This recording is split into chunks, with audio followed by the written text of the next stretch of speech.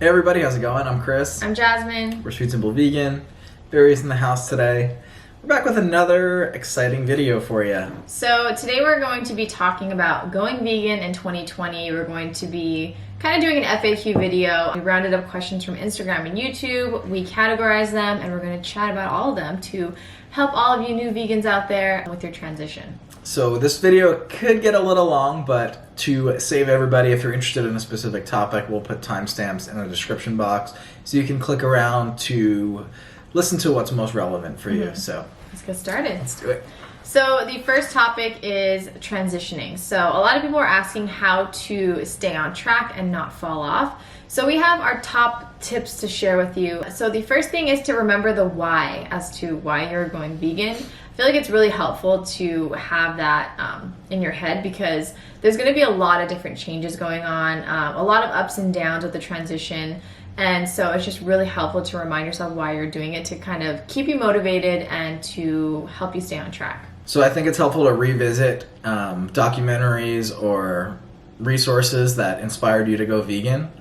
From time to time, yeah. And really just like... So I know even after really years, nice. like it helps. Like if I've been vegan for 7 years now, and if I rewatch something that, like, yes! Yeah, it's like, I'm doing this for a reason.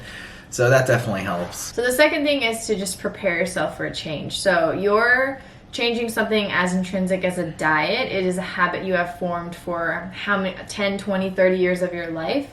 So it is going to be a little challenging because you're used to so many different foods. You have different habits that you have formed of what you grab at the grocery store, what you go out to eat for lunch, all, that sort of thing. So you just give yourself some wiggle room to kind of adjust. It's going to be an adjustment period, but once you figure it out, it's so easy. And there are going to be some mess ups, and that is okay. That doesn't make you any less vegan, or it doesn't mess up your journey. Just keep in mind that that happens to everyone. It still happens to us. Yeah. We just got to keep moving forward. Yeah. Third is to start at your own pace. So you can just take things slow and start cutting things out as you feel comfortable. Mm-hmm. If you want to just start with meatless Mondays or going vegetarian at first, that's totally okay. Or if you are fine with everything but you say you can't give up cheese, just don't give up cheese right away and give up everything else. That's totally cool. And then obviously have the goal in mind of going vegan because that's where you want to be. Yeah, I feel like that's the most sustainable thing to do. I tried to go vegan overnight and I failed miserably because there's just like so much pressure on me and I felt like there were so many different things happening. I didn't know what was going on. So take it slow if you need to. It's really not a big deal and it's not the wrong thing to do. The fourth thing is to take advantage of the resources that are available. So there are a lot of guides to how to go vegan.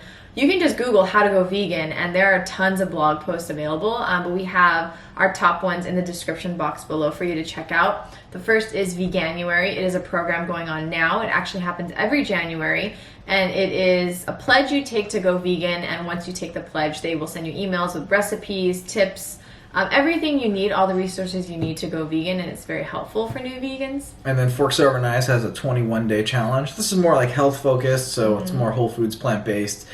So if you're trying to eat healthier in the new year, this could be a great resource to take advantage of. Yeah. And then we also have a few blog posts about going vegan. We put out one recently, which has some tips and tricks. We reference those two resources as well as some documentaries and easy options to eat on the go.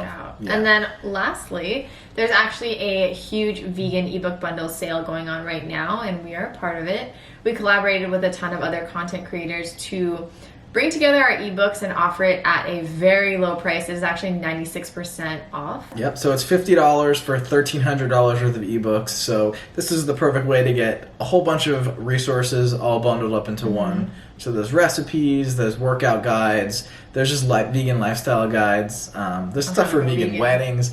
But even if you're just interested in 3 or 4 of the books, it pays for itself. So the fifth thing is how to combat cravings when you first go vegan, cravings for animal products. And kind of what I mentioned before, I think it has a lot to do with habitual reasons, like you formed habits and you know, oh, this is an easy thing for lunch, for dinner, that sort of thing. So kind of breaking those habits will really help. It'll take time. Yeah, finding foods that you're used to eating that aren't vegan and replacing them with things that are. For instance, going vegan was particularly difficult for me for breakfast because I really enjoyed eggs. So finding egg replacements like tofu scramble, that was huge for me. But a lot of vegan alternatives, take advantage of them. Yeah, for sure. And just I feel like nowadays if you Google vegan blah blah blah, so like vegan and then any recipe, you'll find something online, which is so helpful. So I highly recommend you do that. So number 6 is, I just wanted to share, a lot of people when they first go vegan, they're like, oh, I'm hungry, this isn't satisfying me. And a big thing is when a lot of people first go vegan, they actually don't eat enough. And it's because you're not used to eating, for one thing, so many fruits and vegetables. And another thing, so much fiber that'll really fill you up and you'll feel like you're fuller, but you're actually not eating as many calories as you used to eat or that you need to eat. So just keep in mind that plant-based foods, a lot of fruits and vegetables, aren't as calorically dense as animal products. So if you kind of track what you eat in the first like week or two or month or two, just to kind of see where you are, if you're getting enough calories, that can be really helpful. Or just eat like 3 bagels. The second topic we wanted to cover is being vegan in a non-vegan household or relationship. So this could be with friends and family, this can be with a significant other, this could even be with just a roommate. Can be a little bit tricky, but with these helpful tips, hopefully it's a little bit more seamless. So. Yeah, so the first thing is to be compassionate and to kind of just keep in mind that you were once not vegan before too, and kind of put yourself in the other person's shoes. You wouldn't want someone kind of barking their beliefs on you and trying to force things on you because it's just really uncomfortable and it's really discouraging. They're not gonna want to listen to what you have to say. When you said barking, I just thought of Barry being like, go vegan. I think it's important to remember that we're still the same as our omnivore friends and family. It's just we've decided to not eat animal products or wear animals anymore. And if you're newly vegan, you were just the same as them a few months ago or last week or yesterday. Yeah. So just having that compassion and understanding that we're all the same and it's okay that they still eat meat is going to be a huge baseline for any conversations you're going to have. Yeah. When I first went vegan, I was very aggressive and I tried to force it onto my friends and family. When I would eat dinner with my parents, I would just make comments about their food. And I don't know, I'm kind of ashamed to say that. But that was me, and I thought I was being helpful, and I thought I was giving them information they needed to be healthier and live a better lifestyle. But from their perspective, I was being very rude and arrogant, and I just wasn't considering what they wanted and their choices. And I don't know, I just wanted to put that in there because I feel like a lot of people when they first go vegan, they become very passionate. Yeah, I had a very similar experience with my family, and I feel like as soon as I calmed down a little bit and took a more laid-back approach, they were immediately more receptive. Yeah. So when you meet somebody with anger and hostility, they're going to send that energy right back to you. So just be accepting, be open. Yeah. If they're interested in learning about veganism, give them the information and resources, cook them a meal. Otherwise, live your life. Yeah, and I think that also has to do with unsupportive friends and family. It's gonna happen. For one thing, some people just don't understand. So keep in mind that the information that you have researched and learned in the past week or two or whatever when you went vegan, they've never been exposed to that information. So they don't really have the same perspective as you. So you kind of have to keep that in mind. Or if they do know about it and they don't care, I think you just have to agree to disagree at some points, because no matter what you say to some people who aren't going to accept what veganism is, or they have no interest in being vegan, you can say whatever you want to them and it's not going to change their minds. So I think leading by example and setting a positive mindset and showing them that you're living your best life possible because you're vegan will go a long way, as opposed to just being angry and And I also want to add, sharing really good vegan food with people really makes a difference. Because Absolutely. people have the perception that vegan food is bland and just vegetables and that sort of thing, but give them a freaking vegan Big Mac and they'll be like, okay, maybe we'll talk about this more. It's always my favorite when I'll bring somebody to, not even a vegan restaurant, but anywhere. Like Taco Bell. Yeah, or like if they're getting a Beyond Burger somewhere, like Carl's Jr., I brought a few friends there, and they've gotten a vegan burger, and they're like, this is vegan. And then they're like, oh, I could do this. And then kind of a light bulb goes off, because people think they're going to be giving up so much, but then when you can go to a fast food restaurant and get a vegan burger, and it tastes just as good, if not better, than anything else they'd be getting, it's like, oh my God, So So the next topic is how to feel confident with eating out with non-vegan friends and family. And I feel ya. I've been there, and I totally understand where you're coming from. I used to get a lot of anxiety around this, and I got to the point where I just wouldn't go out to eat with friends and family, and I don't suggest you do that. I feel like it kind of feels like lonely and isolating, and we're here to make vegan accessible. So. Yeah, I feel like the fact that you're not going out makes people like, oh no, I would never want to be vegan. Exactly. Like, you want to make it feel as inclusive as possible. Yeah. And thankfully, nowadays it's so much easier to go out and eat vegan than it was years ago. Yeah. So the first step we have is to do your research. Look up the restaurant you're going to before you're going, just so you have a better like look and feel of the menu and of what they have to offer. And chances are you can find a vegan option on the menu, whether it be a salad, baked potato, French fries, or even like an actual vegan option that is satisfying. And if you're going to a popular restaurant chain, chances are they're going to have something. And thankfully, they're a little bit more transparent now than they used to be with like their dietary guidelines and stuff. So on like Cheesecake Factory's website or on Denny's, Red Robin, Olive Garden's website, all the information is going to be there about what's in each specific thing, like down to their buns. That makes it a whole lot easier. Yeah. And we do have a video if you're interested. We'll link that down below. When we went to some popular restaurant chains and ate vegan there, and then we did a whole bunch of fast food videos as well. So vegan is very widespread nowadays. It's the best time to go vegan, honestly. So easy for you guys. I'm jealous. The second thing is to suggest another place to go to if there aren't any vegan options on the menu, and just see if your friends and family are open to it. I would suggesting a place that has both vegan and non-vegan options, just to kind of keep it civil. Or if people are interested in going vegan, they want to eat at a vegan or spot. vegetarian restaurant.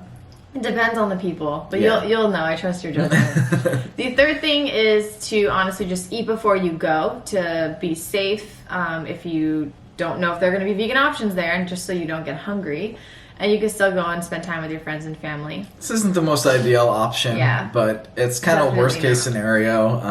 I've done it, but I haven't had to do it for a long time. I remember doing it like 6 years ago, but nowadays, you can find some. You can like hack French the menu. fries. Yeah. And the last thing is cross-contamination when eating out with friends and family. So I'll let Chris take this one. So this can be a little bit polarizing. Some people might feel a little bit differently, but in our opinion, cross-contamination is pretty much inevitable or to be expected. And it's still vegan. Yeah, when you're going out to a restaurant that serves both meat and vegetarian things, or if they have one or two vegan options, you have to expect that they're going to be cooking things on the same surface. So it's more of a purity issue than anything else.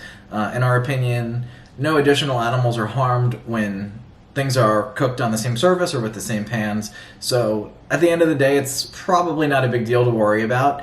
If you don't feel comfortable with it, we totally understand, and that's fine. It's just the more difficult you make things seem as a vegan, the less you're going to influence people to actually go vegan. So worrying about something like cross-contamination isn't a big deal.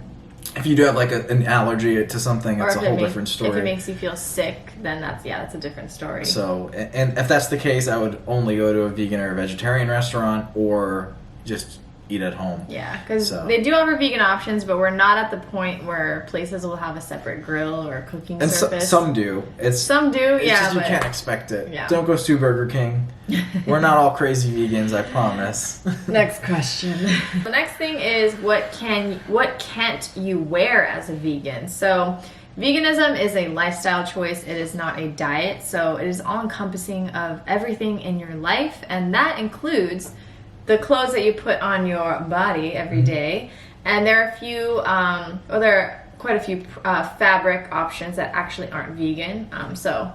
More commonly, this leather, wool, and suede, and then there's also silk and down that you should be at least aware of. Down's a little bit less common, but that can be found in like comforters and pillows. It's duck feathers, if you aren't familiar.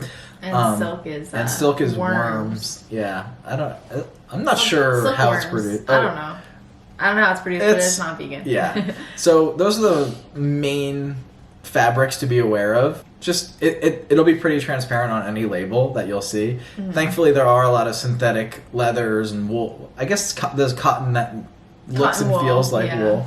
So there are a lot of options nowadays. Yeah. So two things. If you already own things that are leather or wool and you're now vegan, I think it's fine to still wear them. It's a personal choice. Yeah. Like if you don't want to keep it anymore, you don't have to. But if you can donate it, give it to a friend who wants to wear it, or still wear it. I mean, if I had really expensive boots that I bought years ago and they're perfectly fine, there's no point in just throwing them away. Yeah, wasting it. Yeah, totally. And another thing is secondhand animal fabrics.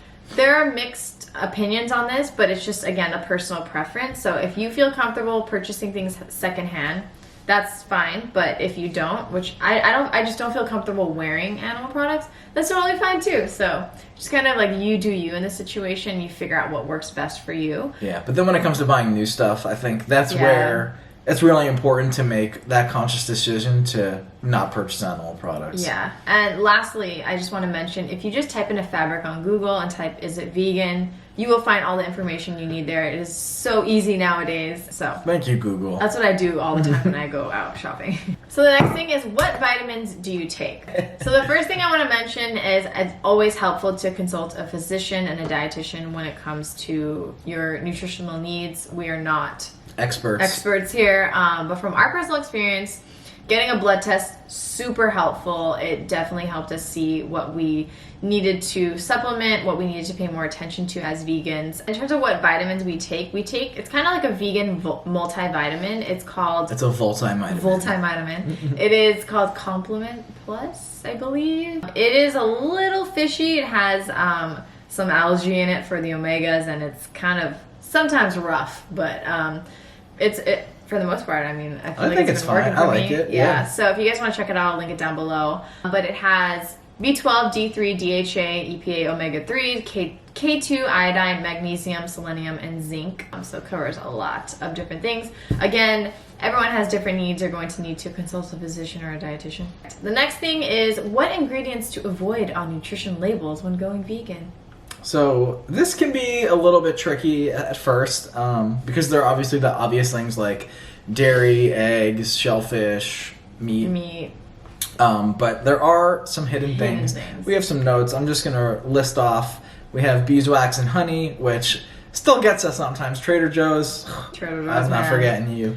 Casein or milk byproducts. So there's this almond cheese. We'll put a picture of it on the screen, and it's in the vegan section, usually at grocery stores, but it has casein in it. And it's not vegan. I feel like every vegan has made this mistake. I have purchased it, and I'm like, ooh, I have this cool almond cheese. And then I look at the label when I get home, and I'm like, Yeah, so don't be fooled. And then there's confectioner's glaze on candy, which is made from crushed beetles and bugs. So anything with like a shiny coating or shellac. I would look it up. Yeah. So there are vegan alternatives to confectioner's glaze, but it's not necessarily common. So it would say specifically on the package if it wasn't. Or if it was vegan. Yeah. Next thing is gelatin and gelatin products. Gelatin is made from grinding up basically like kind of what's left over of the animal. Yeah, there's bones, hooves, ligaments. Yeah, any byproduct that they're not going to use, they grind that up and make gelatin. Yeah. I don't even know how to say this, but isinglass and beer and wine. So it's like a fish bladder that they use to filter beer and wine through in some cases. There's a website called Barnivore if you're interested. Barnivore.com. That'll tell you if your beer or wine. Vegan. Yep. Yeah. So great resource. We'll link that down below also. Next thing is L-cysteine in bread products. So L-cysteine is kind of like a rogue ingredient because it's not always not vegan, but you can assume that it isn't. So there are non-vegan versions of L-cysteine, but the more common version is made from duck feathers or animal feathers.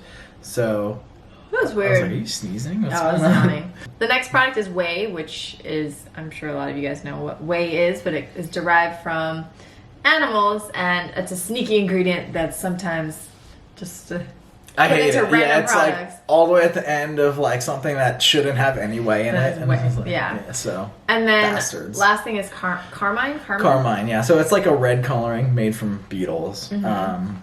I don't think it's as commonly used in food anymore. So I would look out for it, but I don't think it's something that's going to be super common in food.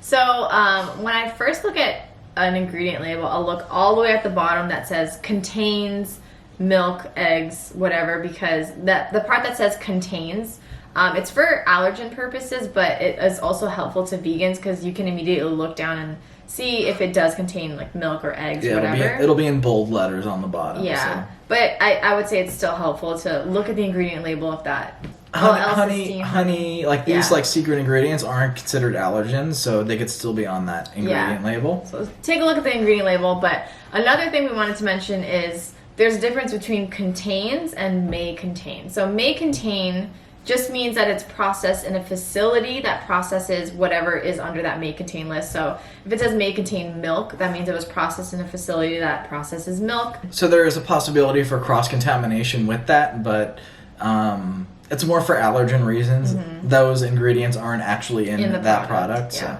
So if it says may contain milk, it's still vegan.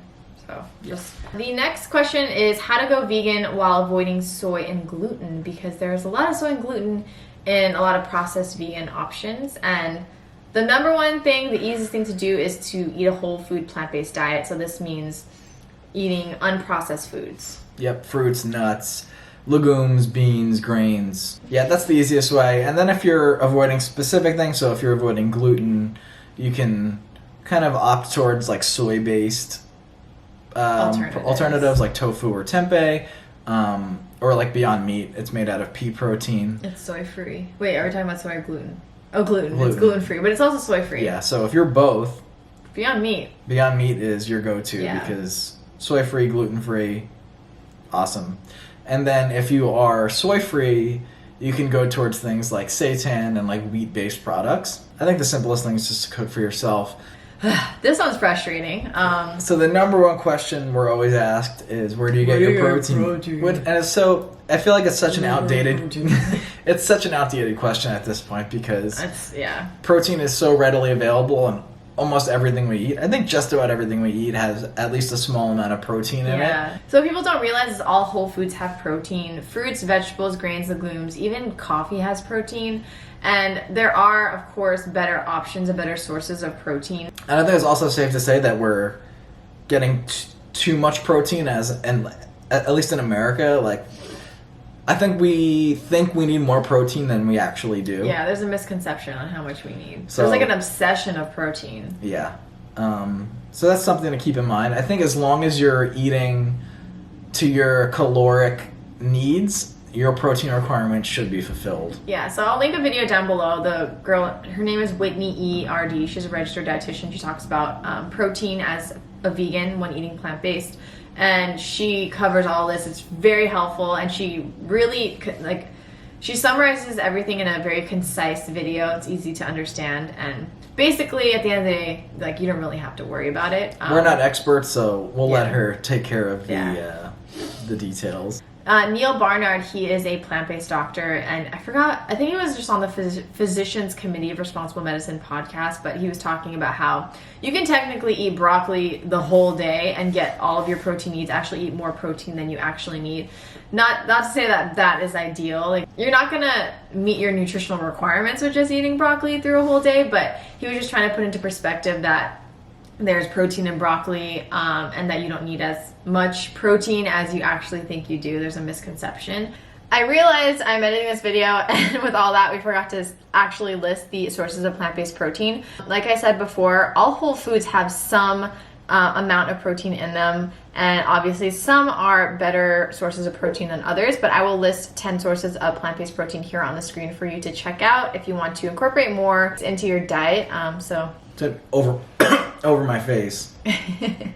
What are the best pro-vegan documentaries to watch or to encourage others to watch to help them go vegan? So this is funny because what the hell? So the first of which is being What the Health, and I was vegan for years, and I was always just trying to influence my parents and this and that, and then my mom watches What the Health, and she's vegan overnight. Yeah, she's freaking out, reading all these books, sending us all this information. Yeah, so me, I couldn't do it, but What the Health. Same with me too. Yeah. I couldn't convince my parents to go vegan, but this guy did somehow. I don't know. So What the Health is a great documentary. What kind of examines what the standard American diet, how it negatively impacts most Society, people or yeah. in society, and then how a plant-based diet, whole foods plant-based diet, kind of revitalized and is one of the best ways to live. Mm-hmm. And then there is Forks Over Knives, which also discusses a whole foods plant-based diet, game changers, like Chris mentioned before.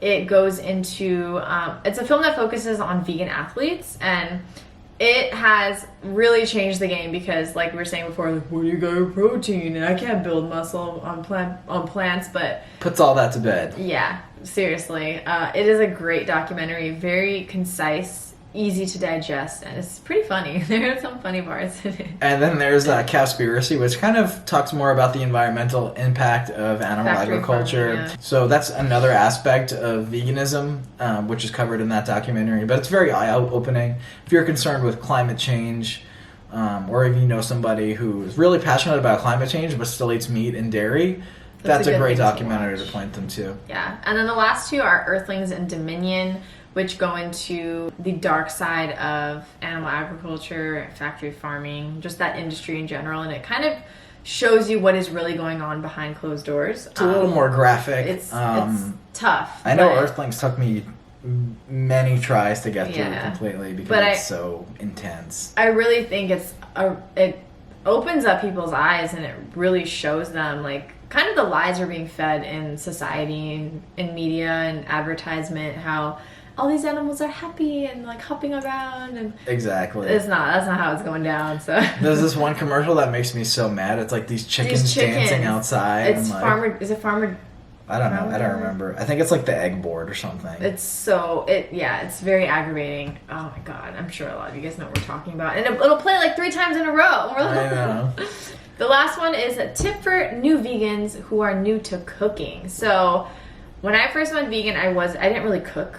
Veganism is what made me cook and brought me where I am today here. The first thing that really helped me and my family is veganizing foods that are familiar to you. So making vegan fried chicken, making vegan beef stew, like that sort of thing. We have a recipe for vegan mozzarella sticks. Woo, baby. We actually have a recipe for vegan beef stew and for vegan chicken nuggets. So Chicken nuggets, yes. basically fried chicken. So that's really helpful in terms of like encouraging you to eat more plant-based. And I think just having simple recipes that you can refer to Yes. will really go a long way, because I think you need to have a little bit of... I mean, you can kind of throw together like hummus on toast, or I mean, you can have like a simple approach to preparing meals for yourself. But also being able to cook simple things will go a long way, whether it be with an Instant Pot or meal prepping. I think it doesn't have to be complicated. Yeah. What people need to keep in mind. Is that where you're going? Sorry, I cut you off. No, it's fine. But just like steaming a batch of vegetables with beans and rice, and just having that all in the fridge, you can just put it in a bowl. So helpful. Super easy. Yeah, and another thing is to take advantage of fresh herbs, spices, even acids like lemon and lime. They could really go a long way in terms of like flavoring your meals, And sauces too, I feel like. sauces are a great resource. Actually, Liv B has a sauce ebook that is in the vegan ebook bundle. We'll link down below. I don't know, no one just wants to eat a pile of steamed vegetables. I mean, some do, but like if you're first going vegan, I feel like it's like discouraging because it kind of feels like a bland, sad meal. Yep. So really get creative, have fun in the kitchen, experiment. That's what we do all the time. Try new things. When I first went vegan, I feel like I started eating so many new vegetables that I had never eaten before as a kid or as a teenager. It really kind of broadened my perspective on vegetables and fruits. Well, I feel like when I went vegan, I just started paying attention a lot more to what I was actually consuming. Me too. So, I never paid attention to it. Yeah, it's really interesting. Yeah, I would just eat whatever before, and then like when you go vegan, you kind of like start looking at labels and like understanding what's in things. Yeah. So The last thing I wanted to mention, I feel like I've talked about this a few times in the video, but there are a ton of resources online nowadays for vegan cooking. There are cookbooks, there are blogs, there are YouTube channels like Sweet Simple Vegan or sweetsimplevegan.com. oh hey, if you're new here, subscribe. We post videos every week, so I will link all our top resources down below for recipes, and I will specifically link simple websites or simple cookbooks that you can check out, because when you first go vegan, you want to keep it simple because there's a lot of different changes you're making, a lot of things going on, and simplifying things really helps you with the transition process and just makes it a little bit more approachable. Absolutely. So We've been rambling for a while now. yeah, we covered way too much information. Actually, it wasn't too much, but it was a lot of information. I hope this was helpful for you guys. Again, there will be a timestamp indicator below with all the different topics that we discussed. So, I mean, I guess by now you're at the end of the video. So, thanks for watching the whole thing. If you're new here, we are Sweet Simple Vegan. We post videos every Wednesday and Friday. Hit the bell notification so you'll know when we post new videos. Leave a comment down below. Say hey. We're happy that you're here. If you're new to being vegan, we can be a great resource for you guys. At least we try to help. be. That's why we do. That's why we're here. That's why we do what we do. Absolutely. We want to be a resource for you. And then check out that ebook bundle if you're thinking about getting it. It's available until January 9th. It's really a great resource, and it's such a great value for what you're getting. I think that covers everything, right? Yeah, I'm hungry, so we're gonna go Me make some too. lunch right now. We'll see you guys next week on Wednesday. I hope you have a great weekend, or whenever you're watching this, I just hope you're having a great day, and we'll see you soon. Peace. Bye.